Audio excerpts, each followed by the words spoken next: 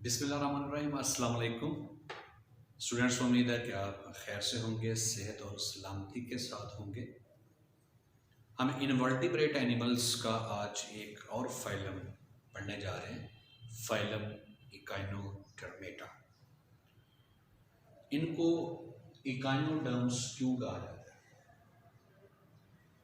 इकाइनो का मतलब है स्पाइन या कांटे, और डर्मेटा का मतलब है स्किन। क्योंकि इन तमाम एनिमल्स की स्किन पर कांटे मौजूद होते हैं, स्पाइंस मौजूद होते हैं, नीडल लाइक स्ट्रक्चर मौजूद होती हैं, इसलिए इनको इकाइनोडर्मेटा कहा जाता है। और स्पाइंस की मौजूदगी इस फाइलम का यूनिक करैक्टर है, यानी इसकी बेस पे इन एनिमल्स की आइडेंटिफिकेशन की जा सकती है। इसके बाद इनका एक बड़ा और इम्पॉर्टेंट करैक्टर है इनका हैबिटेट। इस फाइलम में मौजूद तमाम एनिमल्स एक्सक्लूसिवली मैरीन है। ये सिर्फ और सिर्फ समुद्री पानी में पाए जाते हैं, मैरीन वाटर में पाए जाते हैं, साल्टी वाटर में पाए जाते हैं। इस फाइलम का कोई मेंबर फ्रेश वाटर में नहीं पाया जाता। बॉडी ऑर्गेनाइजेशन के हवाले से बात करें तो सिमेट्री इनकी वेरिएबल है। जब ये लार्वल इमेच्योर स्टेज पे होते हैं तो इनकी सिमेट्री बाइलेटरल है, और जब ये अडल्ट स्टेज पे होते हैं तो इनकी सिमेट्री रेडियल सिमेट्री है। ट्रिप्लोब्लास्टिक हैं, यानी एम्ब्रियोनिक स्टेज पे इनके एम्ब्रियो में एक्टोडर्म, मेसोडर्म और एंडोडर्म तीनों लेयर्स मौजूद होती हैं। और सिलोमेट हैं, इनमें बॉडी कैविटी सिलोम मौजूद है। अब इस फाइलम में मौजूद जो एनिमल्स हैं उनकी कॉमन एग्जांपल्स क्या हैं?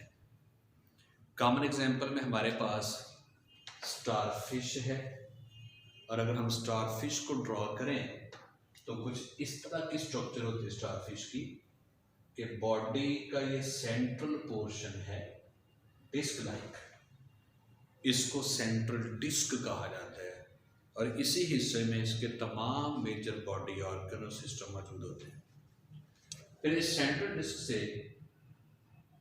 5 आर्म्स निकलते हैं, चौड़े और लेंथ में कम आर्म्स हैं। ये 5 आर्म्स इनके सेंट्रल डिस्क में से निकलते हैं। ये 4 और 5th वाला आर्म इधर होगा। तो यह है स्टारफिश। स्टारफिश की पहचान है कि 5 बाजू होंगे इसके, आर्म्स की लेंथ कम लेकिन चौड़ाई ज़्यादा होगी। और अहम बात आप देख सकते हैं कि आर्म्स की जो आपस में अटैचमेंट है वो बेस लेवल पे है। इन सब आर्म्स को अगर आप देखें तो ये बेस के ऊपर आपस में अटैच है। इसी तरह के एक एग्जाम्पल हमारे पास और है, ब्रिटल स्टार। ये भी स्टार शेप है, स्टारफिश भी स्टार शेप, ब्रिटल स्टार भी स्टार जैसी। फिर फर्क कैसे पता चलेगा? ब्रिटल स्टार की सेंट्रल डिस्क के साथ बाजू हैं, लेकिन ये आर्म्स लंबे और थिन होते हैं। ये आर्म्स लॉन्गेट भी हैं और थिन भी हैं। और अहम बात आप देख सकते हैं कि ये आर्म्स बेस के ऊपर एक दूसरे के साथ अटैच नहीं है। इसी तरह एक और कॉमन एग्जांपल हमारे पास है, वो सी अर्चन। ये फुटबॉल जैसे होते हैं, बॉल लाइक स्फेरिकल शेप होती है इनकी, और इनकी बॉडी के ऊपर स्पाइंस मौजूद हैं। सी ककम्बर, इनकी बॉडी इलॉन्गेट होती है, और कुछ इसमें हमारे पास बिस्किट शेप, केक शेप भी होते हैं, उनको केक अर्चन्स कहा जाता है। अब अगर बॉडी शेप के लिहाज से देखा जाए तो इन इकाइनोडर्म्स की शेप में काफ़ी फ़र्क है। लेकिन सब में कॉमन चीज़ क्या है कि इनकी बॉडी पे स्पाइन्स मौजूद होते हैं।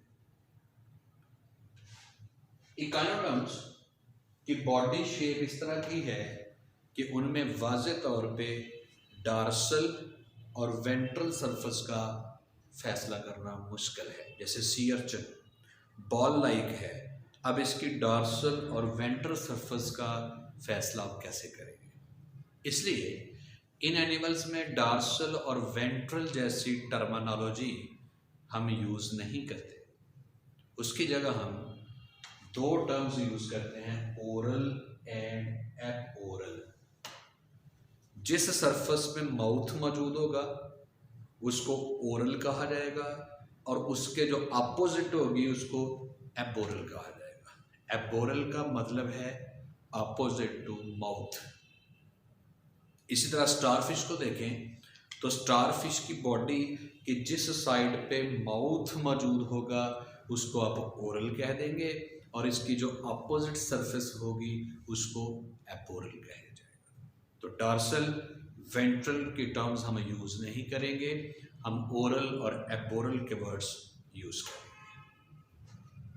स्केलेटन इनमें एंडोस्केलेटन है और ये इनवर्टिब्रेट में से ये अनोखा करैक्टर है, क्योंकि बाकी इनवर्टिब्रेट में एंडोस्केलेटन कहीं कहीं पे मौजूद है। आज आकर हमने देखा था पोरीफेरा में कि उनकी मेसेनकाइमा में वो स्पीक्यूल्स नीडल लाइक स्ट्रक्चर मौजूद हैं। उसके बाद हम इनमें देख रहे हैं इकाइनोडर्म्स में कि इनका स्केलेटन बॉडी के अंदर छुपा होता है। अगर हम फिर दोबारा स्टारफिश की एग्जांपल लें तो स्टारफिश के ये जो आर्म्स हैं इनकी स्किन को हटाएं तो स्किन के बिल्कुल नीचे डिस्क लाइक स्ट्रक्चर होती हैं जिनको हम ऑसिकल्स का नाम देते हैं। ये बिल्कुल आर्म की स्किन के नीचे इस तरह के स्फेरिकल प्लेट्स होगी which are known as ossicles, और यही ऑसिकल दरअसल इनकी बोन लाइक स्ट्रक्चर है या इनका स्केलेटन है, ऑसिकल्स। और ये एंडोस्केलेटन इसलिए भी कहलाता है कि ये मेसोडर्म से डेवलप होता है। जो स्केलेटन मेसोडर्म से डेवलप हो ड्यूरिंग डेवलपमेंट तो फिर उसको हम एंडोस्केलेटन का नाम देते हैं। डाइजेस्टिव सिस्टम ट्यूब्यूलर है, यानी दो ओपनिंग है, माउथ फॉर इंजेशन और एनस फॉर इजेशन। जैसे आप यहाँ पे देख सकते हैं कि यहाँ पे ये माउथ है इनका और यहाँ पे इनकी एनस है। और अगर फिर हम स्टारफिश के हवाले से बात करें तो फिर इस डाइजेस्टिव ट्रैक्ट की फर्दर ब्रांचेस हैं, उनके साथ फर्दर बहुत सारे ग्लैंड्स भी अटैच हैं। नर्वस सिस्टम इनका सेंट्रल नर्वस सिस्टम है। इनकी सेंट्रल डिस्क में न्यूरॉन पर मुश्तमिल एक रिंग होगी, that will be known as nerve ring, और नर्व रिंग से फिर ये इस तरह की नर्व्स निकलेंगी जिनको रेडियल नर्व्स कहा जाता है। ये आर्म्स के अंदर तक पहुंची होती हैं रेडियल नर्व्स। तो नर्व रिंग कहाँ पे होगी? सेंट्रल डिस्क में, और उनमें से फर्दर जो नर्व्स निकलेगी वो इनके आर्म्स तक पहुंचती है। और याद रहे ये हम तमाम इकाइनोडर्मेटा की बात नहीं कर रहे, स्पेशल फोकस हम किसको कर रहे हैं? स्टार फिश को। तो इकाइनोडर्म्स के जहाँ पे बहुत सारे बॉडी सिस्टम हैं उनमें से बहुत इम्पोर्टेंट बॉडी इनका करैक्टर है, इनका बॉडी सिस्टम है वाटर वास्कुलर सिस्टम। ये सिस्टम ट्यूब्स पर मुश्तमिल है, नालियों पर मुश्तमिल है, और इसके अंदर ब्लड गर्दिश नहीं करता, इनके अंदर कोई टिश्यू फ्लूइड गर्दिश नहीं करता, इन नालियों के अंदर वाटर गर्दिश करता है। ये वाटर इन नालियों में दाखिल कैसे होता है, क्यों गर्दिश करता है, इसका फ़ायदा क्या है, तो इसको भी हम एक डायग्राम की मदद से देखते हैं। तो अगर हम इसको देखें तो ये इनकी बॉडी की सेंट्रल डिस्क है, ये स्फेरिकल स्ट्रक्चर,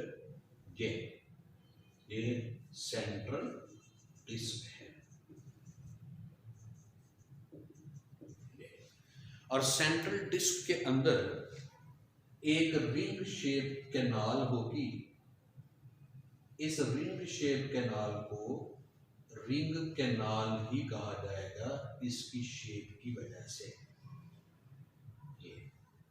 और ये रिंग कैनाल से ऊपर की तरफ एबोरल सरफेस की तरफ एक छोटी सी डक्ट निकलती है। ये ब्लैक कलर की छोटी सी डक्ट आपको नजर आ रही है, that is known as stone canal. और फिर ये स्टोन कैनाल एक प्लेट के ऊपर खत्म हो रहा है और इस प्लेट के ऊपर छोटे छोटे सुराख होते हैं। इन सुराखों वाली प्लेट को हम नाम देते हैं मैट्रियोपोराइट। मैट्रियोपोराइट, ये मैट्रियोपोराइट। अब फिर हर रिंग कैनाल से एक कैनाल और निकलती है, मतलब 5 कैनाल्स निकलती हैं जो कि बाजुओं के अंदर दाखिल होती है। हर बाजू के अंदर एक लंबी कैनाल दाखिल होगी। ये मैंने रेड कलर में ड्रॉ की है। ये इनका आर्म है ये, और ये जो कैनाल निकल रही है जो बाजू के अंदर से गुजर रही है, दैट इज रेडियल कैनाल। तो चूंकि स्टारफिश के 5 आर्म्स हैं तो रेडियल कैनाल भी कितनी होंगी? 5 होंगी। Each arm will receive 1 radial canal. लेकिन ये रेडियल कैनाल बाजू के अंदर से कहां से गुजरेगी? तो इसको अगर आप देखें, मेरी 2 फिंगर को समझें कि ये आर्म ऑफ द स्टारफिश है, उसका बाजू है। अगर इसको उल्टा के देखें इसकी वेंट्रल सरफेस पे, ओरल सरफेस पे, तो ये आर्म के सेंटर से एक लंबी लाइन गुजर रही है। इस लंबी लाइन को हम ग्रूव का नाम देते हैं और इस ग्रूव के अंदर से रेडियल कैनाल गुजरती है।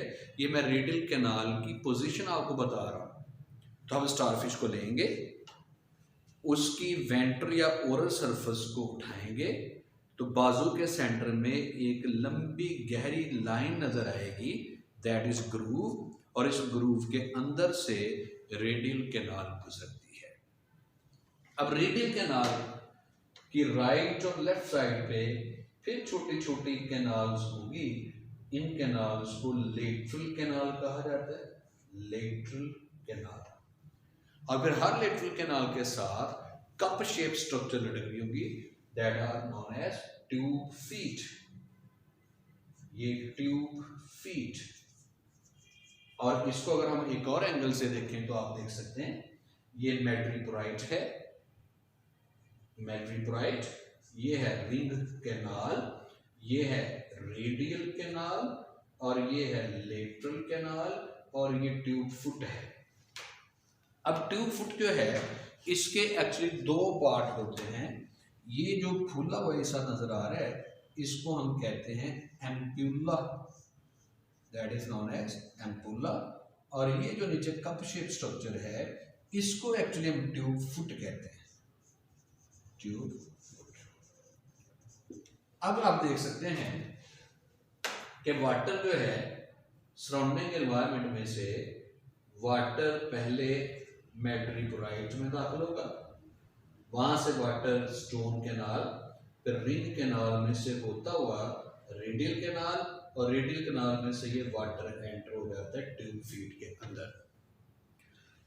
तो जब तक इनमें वाटर एंटर नहीं था ये ट्यूब फीट मेरी फिंगर की तरह ऐसे बिल्कुल लूज थी, लेकिन जो ही इनके अंदर वाटर एंटर होगा तो ये ट्यूब फीट ऐसे टाइट हो जाते हैं।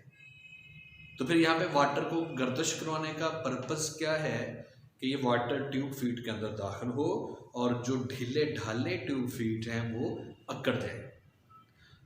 अब ये स्टारफिश इन अकड़े हुए ट्यूब फीट को जमीन के साथ ग्रिप करते हैं।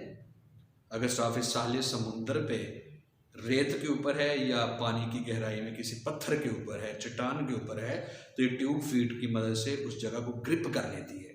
फिर इनकी मदद से अपने आप को उस डायरेक्शन में आगे ऐसे पुल करती है। जैसे अगर हम किसी स्पोर्ट को ऐसे पकड़ के अपने आप को इस डायरेक्शन में आगे को पुल करें तो इस तरह ये इनकी मदद से वॉक करती है, क्रॉलिंग करती है। हाँ, अगर स्टारफिश जो है वो गहराई से थोड़ा टॉप सरफेस पे आ जाए तो फिर ये अपने आर्म्स की मदद से स्विमिंग भी करती है। लेकिन जब ये बॉटम पे होती हैं तो ये स्टोन्स के ऊपर, रॉक्स के ऊपर, पानी के नीचे जो चट्टानें उनके ऊपर क्रॉल करती है। और किसकी मदद से? ट्यूब फीट की मदद से। ट्यूब फीट के अंदर रिजिडिटी प्रोड्यूस करने के लिए किसका रोल है? वाटर का। और वाटर यहाँ तक पहुँचा किसके थ्रू है? वाटर वास्कुलर सिस्टम के थ्रू। इकाइनोडर्म्स की रिप्रोडक्शन और डेवलपमेंट की भी बात कर लेते हैं। सेक्सुअल रिप्रोडक्शन के हवाले से बात की जाए तो इनमें सेक्सेस सेपरेट होते हैं, यानी मेल स्टारफिश अलग है, फीमेल स्टारफिश अलग है। फर्टिलाइजेशन एक्सटर्नल होगी, जाइगोट एम्ब्रियो स्टारफिश की बॉडी से बाहर बनेगा, इकाइनोडर्म की बॉडी से बाहर बनेगा, और एम्ब्रियो से आगे लार्वी दो तरह के होते हैं। पहले स्मॉल साइज का लार्वा बनेगा जिसके आर्म्स अभी डेवलप हो रहे होते हैं, छोटे साइज के आर्म्स होते हैं, बाइपिनेरिया। फिर यही बाइपिनेरिया मॉडिफाई होकर थोड़ा जब बड़ा हो जाता है, इसके आर्म्स की लेंथ थोड़ी बढ़ जाती है, साइज बढ़ जाता है, तब इसी को हम क्या नाम दे देते हैं? ब्रेकियोलेरिया। तो एक्चुअली लार्वा स्टेजेस दो हैं। फर्स्ट स्टेज क्या आती है? बाइपिनेरिया। फिर उसमें मॉडिफिकेशन के बाद नेक्स्ट स्टेज का लार्वा बनता है विच इज नोन एज ब्रेकियोलेरिया। और यहाँ पे याद रहे कि ये तमाम इकाइनोडर्म्स में ये लार्वी नहीं बनते। इकाइनोडर्म फाइलम के आगे फर्दर क्लासेस हैं, मजीद क्लासिफिकेशन है। हम यहाँ पे जो भी बता रहे हैं वो किस एनिमल को रिप्रेजेंटेटिव कायम करके किसको एज मॉडल ऑर्गेनिज्म डिस्कस कर रहे हैं? स्टारफिश को। इसलिए उसी के हवाले से बात हो रही है कि इनमें बाइपिनेरियल लार्वी भी बनते हैं और ब्रेकियोलेरिया भी बनते हैं। एसेक्सुअल रिप्रोडक्शन या रीजनरेशन की अगर आप बात कर लें तो रीजनरेशन की अच्छी खासी एबिलिटी है इकाइनोडर्म्स में। और ये रीजनरेशन किस पैटर्न पे है? पहले देखिए रीजनरेशन क्या है। बॉडी का कोई पार्ट झड़ जाए और वही बॉडी पार्ट दोबारा ग्रो कर जाए तो ये रीजनरेशन है। या बॉडी का एक पार्ट उतर गया और उस उतरे हुए पार्ट से पूरी बॉडी बन जाए तो इट इज आल्सो रीजनरेशन। और स्टारफिश इकाइनोडर्म्स में ये दोनों किस्म की रीजनरेशन देखी गई है। जैसे आप देखें कि अगर ये स्टारफिश है, इसकी बॉडी को इस तरह इंजरी मिले, इस तरह डैमेज हो कि हाफ सेंट्रल डिस्क और 3 आर्म बच गए हैं, हाफ सेंट्रल डिस्क और 2 बाजू जाया हो गए। अब जब रीजनरेशन होगी तो फिर इससे मुकम्मल स्टारफिश दोबारा बन जाती है, न्यू स्टारफिश फिर बन जाएगी। दूसरी सूरत यह है कि बॉडी का एक पार्ट, आर्म का एक पोर्शन बस बचा है, बाकी सारी स्टारफिश डेड हो गई, सिर्फ आर्म का एक पोर्शन बचा है, तो इसमें रीजनरेशन से भी नई स्टारफिश जन्म ले लेती है। तीसरी ऑप्शन ये है कि इसके तमाम बाजू कट गए हैं और सिर्फ ये सेंट्रल डिस्क बची है, तो सेंट्रल डिस्क में से सारे आर्म्स दोबारा बनेंगे और इससे भी नई स्टारफिश बन जाएगी। इन तीनों ऑप्शन में से ज्यादा चांस किस रीजनरेशन के हैं? इसके और इसके, क्योंकि बॉडी के major organ, major system central disc में मौजूद हैं। तो अगर सेंट्रल डिस्क पूरी या इसका कोई पोर्शन मौजूद रहेगा तो उसमें से रीजनरेशन के चांसेस ज्यादा होंगे। तो ये इकाइनोडर्म्स की फिजियोलॉजी और उसकी एनाटॉमी है। अपना ख्याल रखिएगा। अस्सलाम।